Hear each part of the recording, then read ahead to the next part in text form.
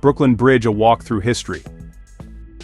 The Brooklyn Bridge isn't just a way to cross the East River, it's a journey through New York City's history and a marvel of engineering. Spanning over a mile, this iconic suspension bridge connects Manhattan and Brooklyn, offering breathtaking views of the city skyline, the Statue of Liberty, and the river below. Walking across the bridge, you can't help but feel the weight of its history and the vibrant energy of the city.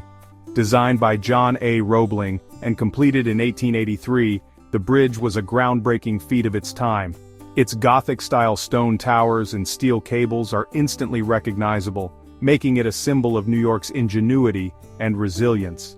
As you walk along its pedestrian pathway, you'll find plaques detailing its construction and stories of the workers who brought it to life. The bridge is more than just a connection between boroughs, it's a cultural landmark. Street vendors and musicians often line the pathway, adding to the lively atmosphere.